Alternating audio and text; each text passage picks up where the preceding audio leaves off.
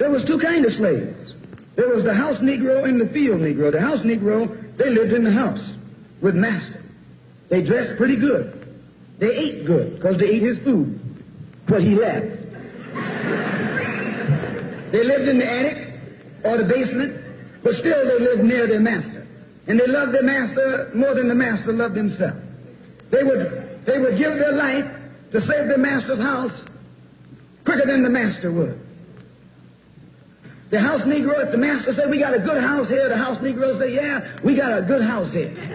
Whenever the master said we, he said we. That's how you can tell a house Negro. If the master's house caught on fire, the house Negro would fight harder to put the blaze out than the master would.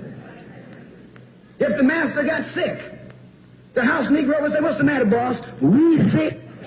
We sick.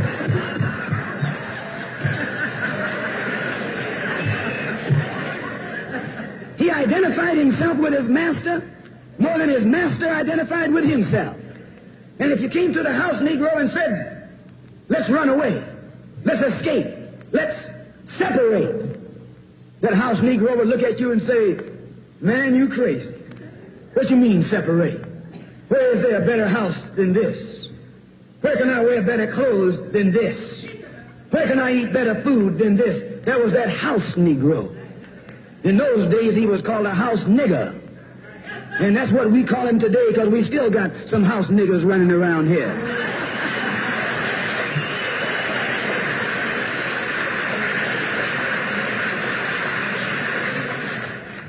This modern house Negro loves his master. He wants to live near him. He'll pay 3 times as much as the house is worth just to live near his master.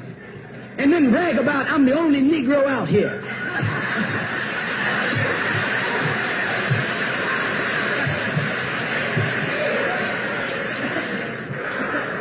I'm the only one on my job. I'm the only one in this school. You're nothing but a house Negro. And if someone come to you right now and say, let's separate, you say the same thing that the house Negro said on the plantation. What you mean separate?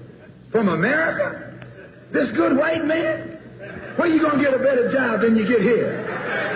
I mean, this is what you say. I ain't left nothing in Africa. That's what you say. Why, you left your mind in Africa.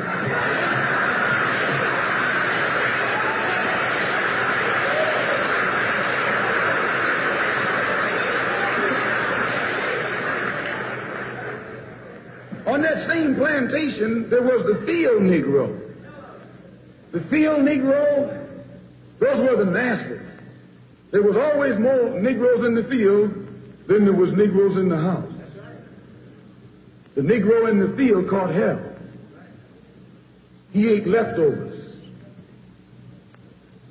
In the house, they ate high up on the hog. The Negro in the field didn't get nothing but what was left of the insides of the hog. They call them chitlins nowadays. In those days, they call them what they were, guts. That's what you were, a gut eater. And some of you all still gut eaters.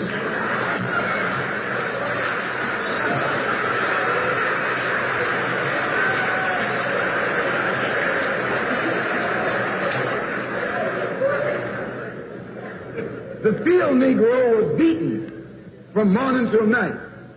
He lived in a shack, in a hut. He wore cast-off clothes.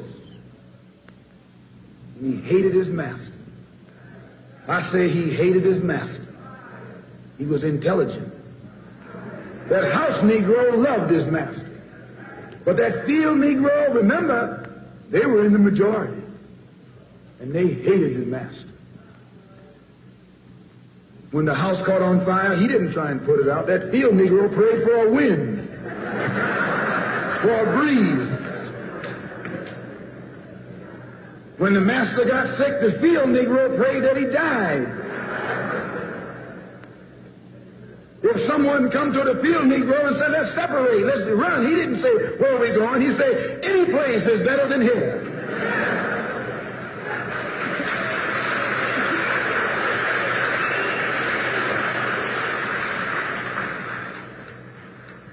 You got field Negroes in America today. I'm a field Negro. The masters are the field Negroes. When they see this man's house on fire, you don't hear these little Negroes talking about our government is in trouble. They say the government is in trouble.